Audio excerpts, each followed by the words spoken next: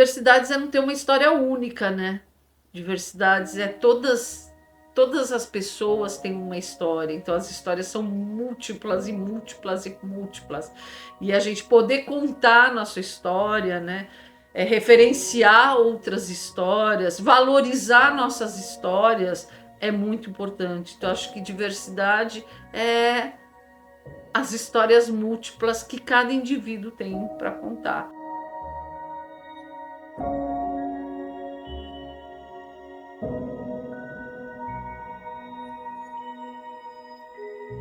Eu nasci uma criança gorda, eu fui um bebê gordo, uma criança gorda, adolescente gorda, jovem gorda. Então, minha vida inteira a gordofobia ela teve presente, mas eu não sabia elaborar. Eu sabia que tinha alguma coisa errada, que meu corpo ele chegava antes de mim, sempre. Na minha família, na escola, na universidade, com os meus amigos, em relacionamentos, mas eu não sabia muito bem por que que isso acontecia, né? O que eu sabia é que tinha alguma coisa errada comigo e que eu precisava emagrecer para as pessoas me aceitarem e me amarem. Era isso na minha cabeça. Quando eu começo a estudar os estudos do corpo gordo, lá no mestrado, que eu começo a fazer uma pesquisa e, e nessa pesquisa, que era uma pesquisa sobre a relação entre empregadas domésticas e patroas a partir da alimentação, eu começo a perceber que o emagrecimento era muito central e que as pessoas tinham pavor de engordar. Eu, como mulher gorda, comecei a pensar, gente, tem alguma coisa muito errada nisso. O que é que acontece aí? Será que alguém pesquisa isso? Comecei a ir atrás disso aqui no Brasil na época 2014, não achei ninguém pesquisando isso, mas eu achei na gringa uma galera, muita gente gorda, que pesquisava o corpo gordo. E nessa pesquisa, que foi importantíssima para mim, eu cheguei no conceito de gordofobia e é muito importante nomear, né? Porque você começa a cair suas fichas e falar, entender, nossa, é isso que sempre aconteceu comigo, é isso que acontece comigo, eu quero entender isso melhor, eu quero pesquisar isso. Então, eu acho que tem uma. Eu não gosto muito de romantizar, sabe? Essa coisa de, a gente é resistência, a gente é luta. Mas é no meio de muito sofrimento, né? Que muitas vezes a gente não tem escolha, né? Às vezes as pessoas me perguntam quando que você escolheu ser ativista.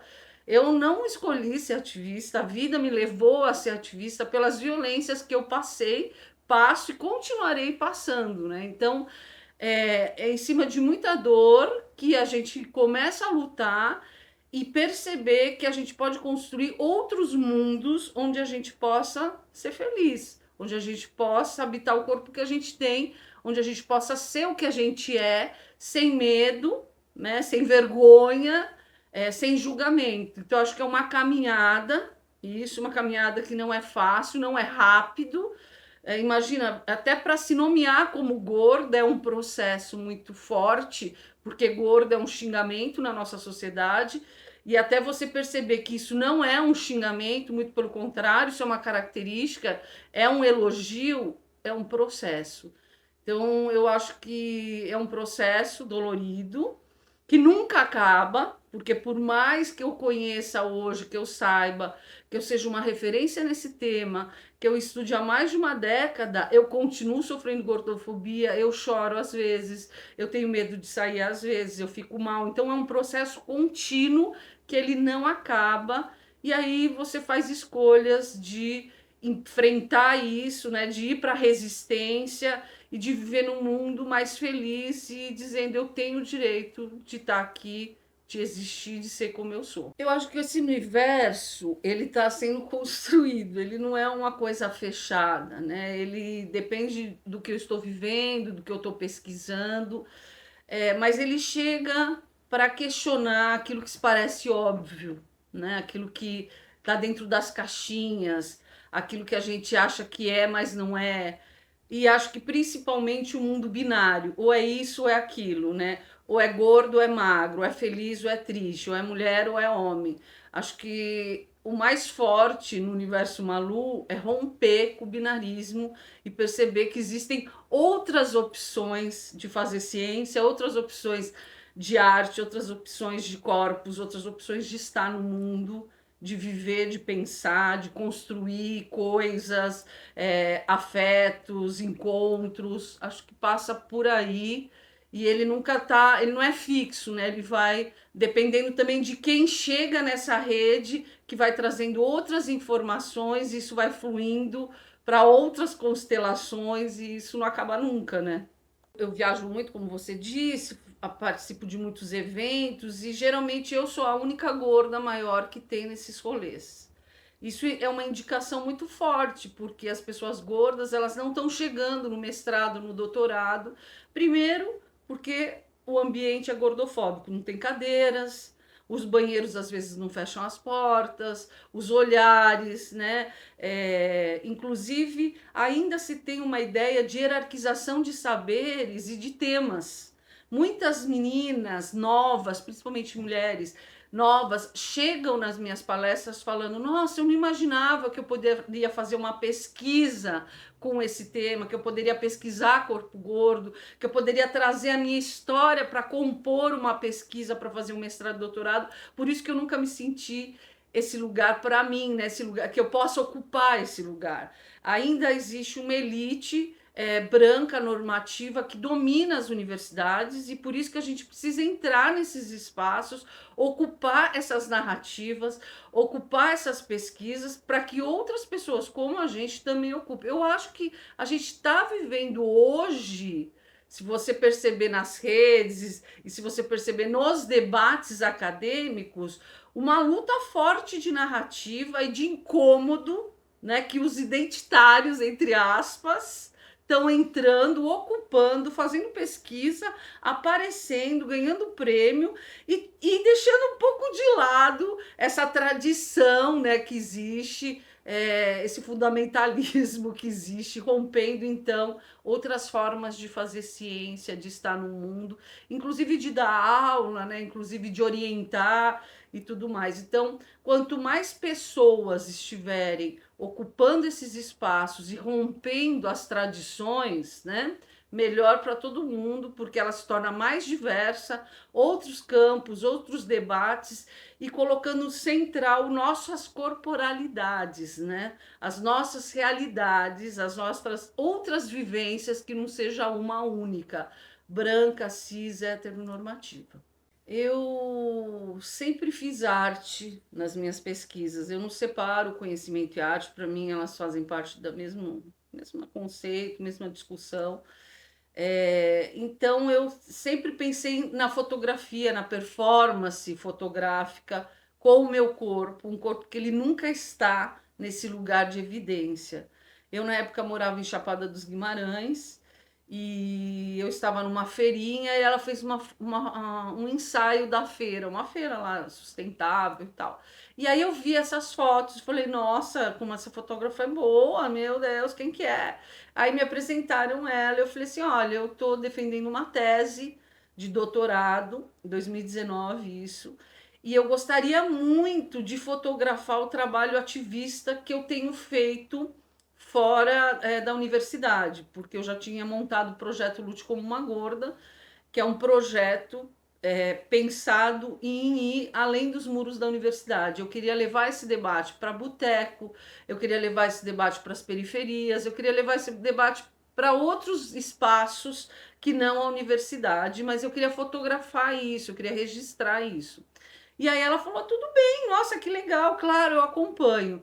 Então ela ficou me acompanhando aí durante acho que um ano fazendo esse trabalho, ela foi para outros lugares comigo, e nisso a gente pensou em fazer um ensaio. Ela me falou, você já fez o ensaio? Eu falei, não, não gosto muito desse negócio de ensaio, porque eu vou ter que me maquiar, não sei, não é minha vibe. Ela falou, não, a gente pode fazer o ensaio do jeito que você quiser. Você trazendo você, a sua verdade, os seus elementos. E aí a gente fez um ensaio, num primeiro momento, para ver como ia ser, e deu muito certo. A gente se deu muito bem ali. Ela entendeu o que eu estava querendo passar nas fotografias, e aí a gente já começou a articular politicamente outros. Porque na verdade não é um ensaio, né? Na verdade é uma performance fotográfica, né? A gente traz um debate ecológico, político muito forte. E como eu estava na Chapada dos Guimarães, o agronegócio tem arrasado com o Mato Grosso, né? E a Chapada dos Guimarães tem virado uma ilha cada vez mais. Então a gente queria trazer esse debate também. Então a gente começou a fazer alguns ensaios onde meu corpo era central, um corpo de resistência, mas ao mesmo tempo a gente queria trazer nesse cenário o que estavam fazendo ali com a natureza, né? O agronegócio, a gente tem ensaio dentro de campo de algodão, a gente tem um outro ensaio, esse ensaio do campo de algodão chama Envenenada, eu tô com uma máscara, né? Tem um outro ensaio que chama Sobras, que a gente descobriu que tinha um lixão céu aberto dentro de Chapada dos Guimarães, a gente fez um ensaio dentro do lixão, então a gente vai trazendo esses debates. Hoje, agora, o último que a gente fez foi em Minas Gerais, falando sobre as mineradoras, que é um horror aquilo que acontece lá. Então, chama A Terra Chora, né? Que a gente foi uns túneis que foram feitos no começo que começou as mineradoras, bom, desde quando descobriram isso aqui, se é que descobriram, desde quando invadiram isso aqui, né? Mas são túneis que eles fizeram na ditadura militar para escoar os minérios de trem. E aí não deu certo e eles deixaram os túneis lá. E a gente fez fotos lá, tá muito bonito esse ensaio. E o outro ensaio que a gente fez foi numa cidade, São João del Rei, em Minas Gerais, que é cheio de igrejas, né? Colonial e tal, porque a gente queria fazer uma crítica sobre o aborto, que é uma discussão que a gente sempre tem que voltar, que aliás, né, a gente tem visto coisas horríveis que têm acontecido no nosso país com meninas e mulheres. Então a gente fez na frente de uma igreja, meio que questionando o que é, quem é dona dos nossos corpos, quem são os donos dos nossos corpos. E também a gente, nessa discussão, a gente traz discussões queers, né, discussões decoloniais. Os mesmos homens que matam as mulheres são os que estão destruindo o planeta Terra. Então, o ecofeminismo, essa discussão ecológica que a gente num primeiro momento traz, pode parecer que não tem nada a ver com o corpo gordo, com o feminismo, mas tem tudo a ver. Então a gente traz meio que essa discussão no nosso trabalho de fotografia. O ano passado a gente gravou um documentário que chama Lute como uma Gorda, a gente ganhou um edital no Mato Grosso, poesia documentada, a gente chamou. Tá muito lindo, assim, a gente queria falar sobre a gordofobia, acho que é uma preocupação nossa também com o nosso trabalho, mas a gente não quer só trazer tristeza, né? Igual eu falei, a gente quer não romantizar de jeito nenhum, porque é sofrido, mas a gente também quer trazer felicidade, né? Viver, né? Ser feliz, dar risada, construir rede, enfim, tá no mundo de uma outra forma que não seja só sofrendo violência. Então o documentário está bem legal. Ele ainda não foi lançado porque ele precisa concorrer em festivais, né? Você teve uma amostra quando a gente terminou de fazer. Talvez aconteçam mais algumas, mas assim eu tenho assim uma perspectiva de que assim que for lançado eu quero passar aqui na UEL, né? Quero trazer, fazer roda de conversa, conversar. Então, é um trabalho meu e da Ju que tem muitos anos, que a gente tem uma simbiose boa, né, nessa discussão e que a gente ganhou muitos prêmios já com o nosso trabalho e que a gente meio que agora está indo para outros debates nesse sentido, né, da ecologia, do corpo gordo, do ecofeminismo e tal. Então, a gordofobia, ela é um estigma que ela está naturalizada. Porque como as pessoas não falam sobre isso, não conhecem, não sabem, e ela também vem disfarçada de saúde, de cuidado, né? Eu tô falando isso pela sua saúde, né? É muito fácil, isso acontece o tempo todo, numa naturalização da reprodução dessa violência. Então, as minhas pesquisas, principalmente a partir do pós-doutorado que eu fiz na UFRJ, onde eu quis mostrar como a saúde, né, como o discurso biomédico, como o atendimento em saúde é violento com essas corporalidades, a gente pesquisou num grupo de pesquisa na Universidade de Fortaleza como que os profissionais da UBS de lá entendiam sobre gordofobia. E foi horrível, porque a gente percebeu a reprodução da gordofobia já na formação deles. né? Então, eu percebi também que a gente culpabiliza muitos profissionais, mas a gente fala pouco da formação desses profissionais. E não é só na saúde. Né? Por exemplo, quando a gente lançou o livro Lute como uma Gordinha, que é um livro infantil que a gente fez junto com uma ONG, a gente queria que fosse um livro gratuito, que qualquer pessoa pudesse baixar da internet, mas a gente queria distribuir nas periferias do Rio de Janeiro e de Belo Horizonte. A gente lançou numa aula de licenciatura na UFMG. Então eles pegam todo mundo que tem licenciatura e dão essa aula. Então tinha muitos alunos nessa aula de geografia, de matemática, de física, de todas as matérias que tem dentro das escolas. E no final eu perguntei: alguém aqui na formação, porque eles já estão no final para sair já, né, para se formar, já ouviu falar de gordofobia em alguma aula? Vocês discutiram isso? Ninguém levantou a mão. Então, como que eu tenho 60% da população gorda no nosso país e não existe uma disciplina que fale sobre esses corpos? Então, é essa discussão que eu tenho feito nos meus últimos anos. A gente precisa colocar no currículo das universidades a discussão sobre os corpos gordos, sobre gordofobia. Porque senão a reprodução e a naturalização dessa violência ela não acaba em todas as áreas, né? A formação de conhecimento é uma formação de conhecimento gordofóbico também, porque se é naturalizado e se é um estigma estrutural, está dentro da gente, todo mundo é gordofóbico, né? Então essa reprodução a gente precisa estar atentos e a gente precisa pensar em colocar isso dentro das universidades, dentro das formações, para que os alunos já saiam preparados para lidar com esse corpo, né?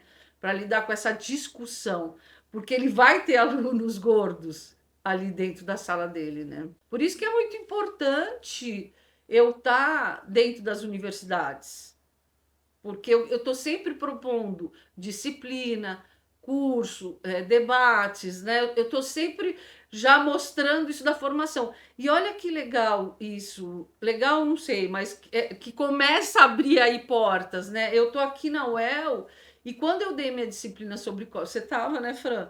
Quando eu dei minha disciplina sobre corpos gordos, veio gente de Fortaleza, veio gente de Tocantins, veio gente de Manaus, veio gente de outros estados, porque querem aprender, querem saber, mas onde eles estão não tem essa possibilidade.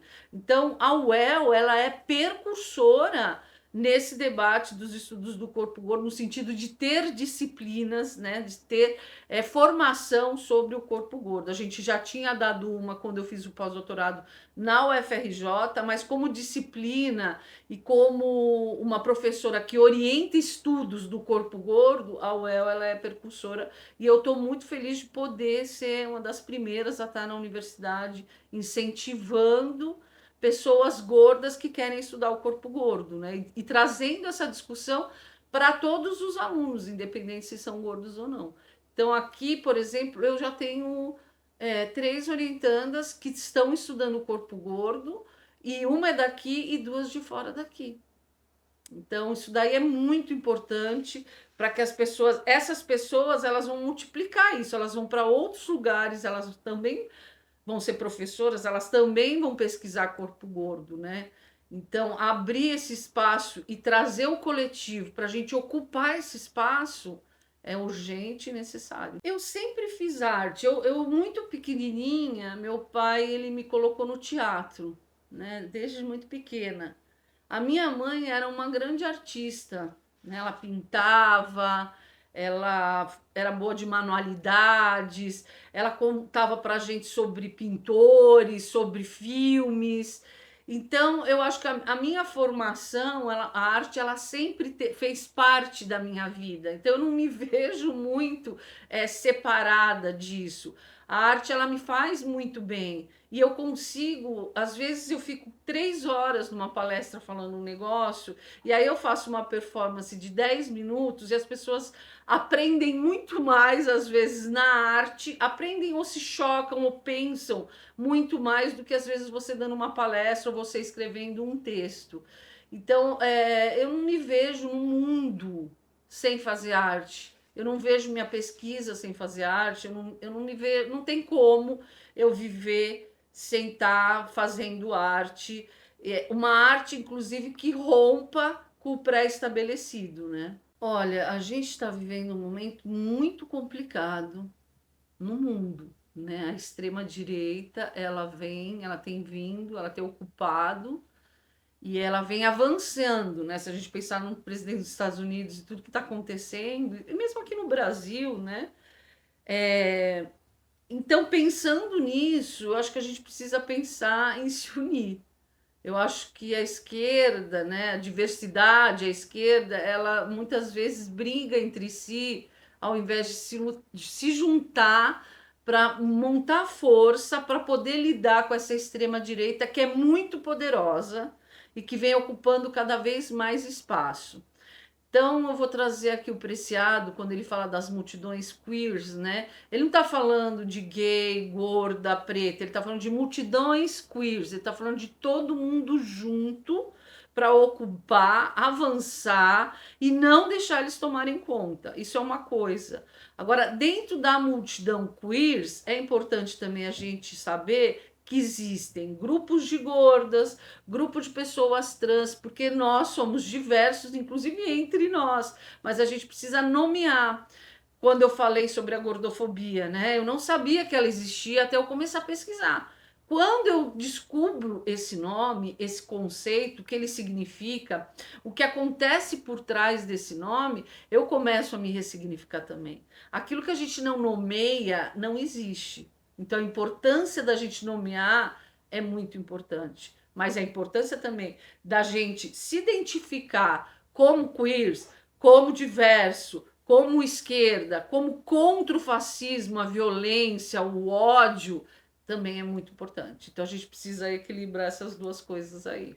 Eu acho que existe uma falta de conhecimento, que existem estudos da obesidade, que são estudos ligados à saúde, que vão colocar o corpo gordo como um corpo que está errado, que é doente e que ele precisa ser curado, higienizado, exterminado.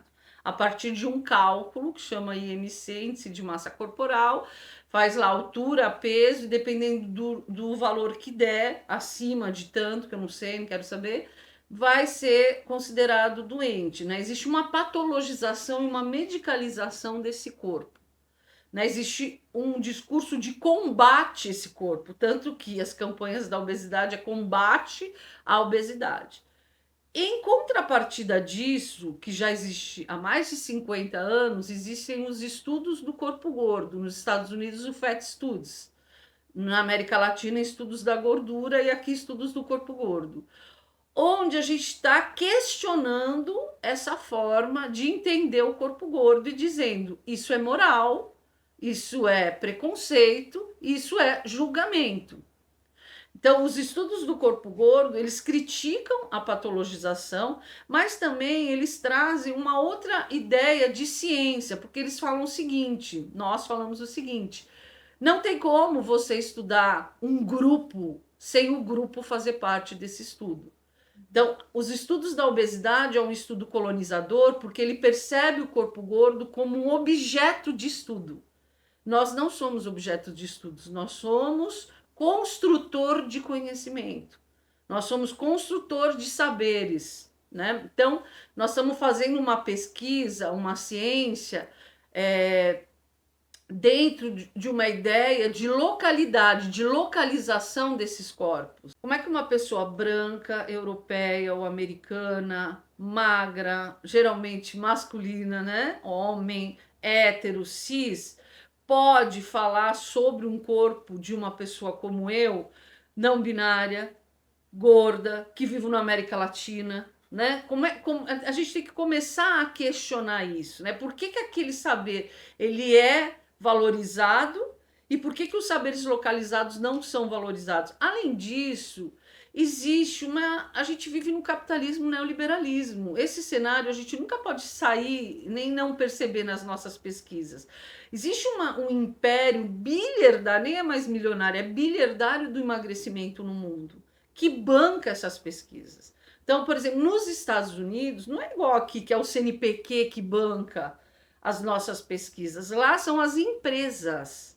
as empresas de emagrecimento, as farmacêuticas, que bancam essas pesquisas e que querem ver um tipo de resultado.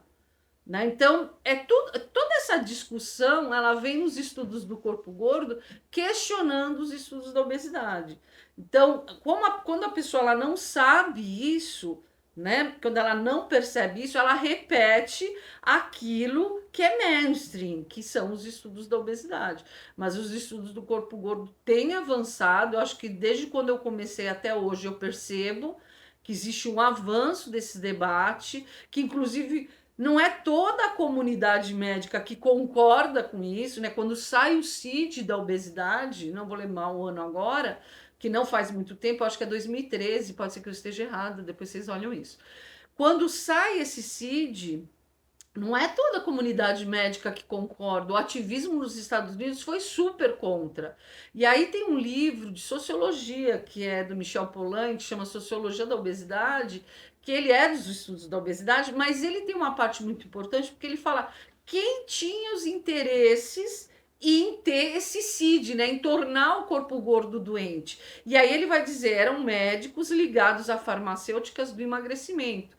Tanto é que quando sai um CID, você vira uma doença, então o que vai acontecer? Políticas públicas no mundo todo. E aí vem uma dinheirama para o combate dessa doença. Todas as políticas públicas que existem para o corpo gordo é de emagrecimento, não é de acessibilidade. Por exemplo, os hospitais, agora a gente entrou, tem o Instituto Diversas, que eu sou presidenta, que é uma ONG que luta contra a gordofobia. Então a gente fez uma parceria com uma vereadora do PSOL, Luana Alves, vou falar o nome porque ela topou a parada e eu quero falar. E aí a gente fez uma parceria no seguinte, a gente começou a pesquisar, a gente descobriu que tinha uma lei onde garantia acessibilidade para pessoas gordas, cadeira, maca, manguito de pressão, o avental dentro do SUS. E aí a gente pediu um levantamento de todos os UBSs e hospitais em São Paulo, na cidade de São Paulo, para ver se tinha. A gente descobriu que não tinha. Então a gente está questionando se existe uma lei, por que não está sendo cumprido isso?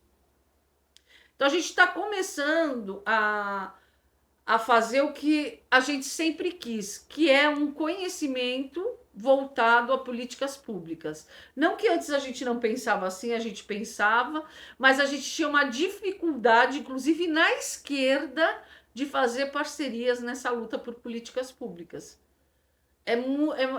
Como a gente está rompendo paradigmas, a gente tem uma dificuldade muito grande que as pessoas entendam o que é que a gente está colocando, o que é que a gente está falando.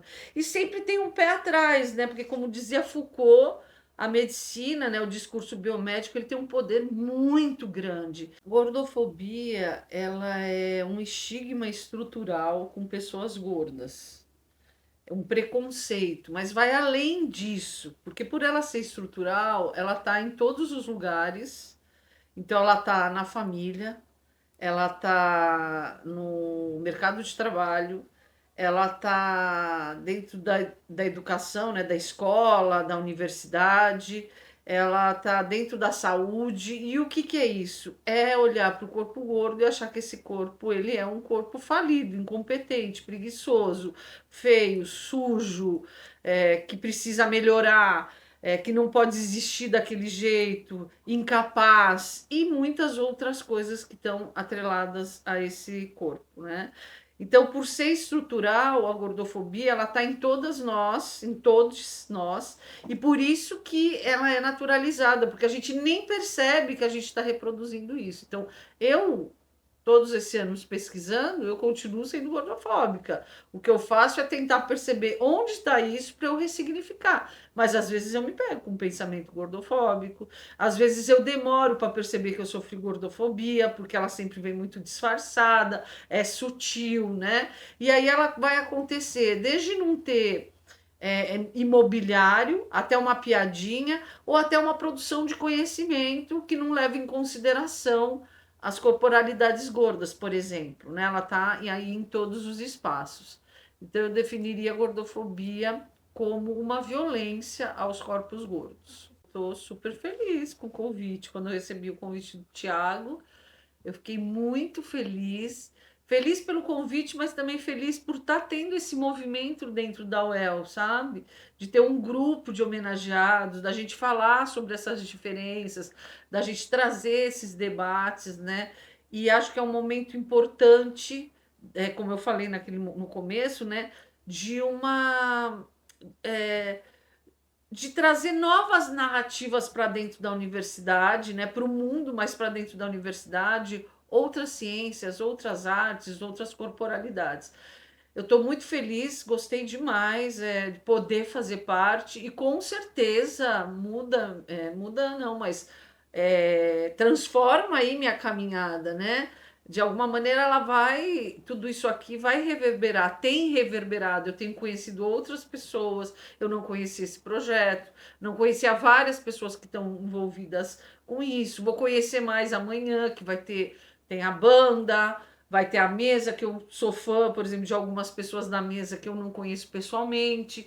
Então acho que quanto mais eventos tiverem assim, melhor para todo mundo, né? Nós estamos ocupando espaço, nós estamos mostrando nossas caras, nós estamos falando de outras narrativas e também a gente está trazendo outras pessoas que olham a universidade como um lugar não próprio para elas.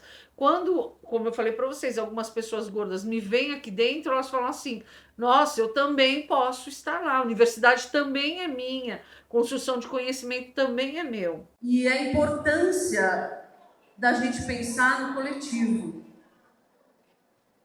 pensando nas multidões do Preciado, que é um filósofo trans, que vai falar das diferenças estarem juntas, apesar das diferenças, né, da gente não ser uma coisa só, a importância da gente estar unidos. E acredito que esse festival é um evento que traz essa proposta. Infelizmente, o que a gente vê no nosso país muitas vezes é uma esquerda brigando, né? Uma esquerda separada, uma esquerda que se coloca em caixas. E a gente precisa repensar isso, no sentido da gente estar juntos para o que a gente tem que enfrentar no mundo. Olha o que está acontecendo, né? A gente que faz pesquisa ativista, muitas vezes a gente é muito solitária. A gente lida com muita violência, perseguição. Então, quando a gente é homenageado, quando as pessoas querem escutar o nosso trabalho, quando a gente troca, isso dá muita força. Isso é um carinho, é um calanto, é um abraço para você ter mais força e continuar. Eu tenho certeza que quando eu for embora segunda-feira, eu vou com meu coração quentinho, com força para mais coisas que vão para vir. Então, quanto mais eventos assim, mais a gente fortalece quem está dando a cara a tapa no mundo, para o mundo ser um mundo melhor, mais justo, né? E diverso. Então, é muito importante, vocês estão muito de parabéns. Adorei, estou muito feliz com tudo isso. Diversidades é não ter uma história única, né? Diversidades é todas as pessoas têm uma história, então as histórias são múltiplas e múltiplas e múltiplas. E a gente poder contar a nossa história, né? Referenciar outras histórias, valorizar nossas histórias é muito importante. Então, acho que diversidade é as histórias múltiplas que cada indivíduo tem para contar. Não só aqueles que sempre contam, né? Que sempre estão sendo referenciados, que sempre estão nas mídias, que sempre estão nas salas de aulas, que sempre estão no foco.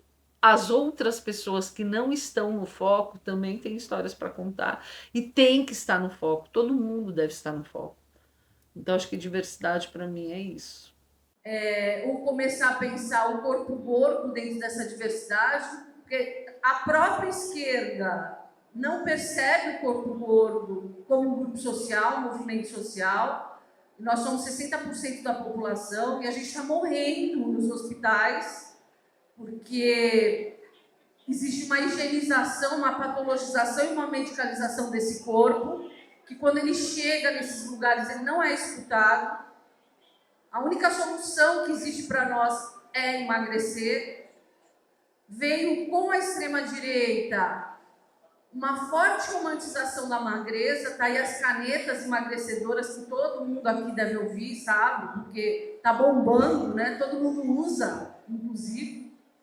E isso pode parecer que não tem nada a ver com a extrema-direita, mas tem tudo a ver. Tudo a ver. Quando a extrema-direita ela avança, o controle dos corpos também avança. Dos corpos diversos, né? Avança. Então, acho que a gente precisa pensar sobre essa relação, pensar no nosso posicionamento, apoiar essas atividades, esses festivais, para que aconteça mais, que a gente ocupe mais espaços e que a gente mostre que nosso país, se a gente for parar para pensar, teve aí o carnaval, gente, né? Mostrando que de conservador o Brasil tem porra nenhuma. Ou tem muita coisa, mas tem muita gente também que não concorda com isso, né? Então, acho importante a gente pensar sobre isso.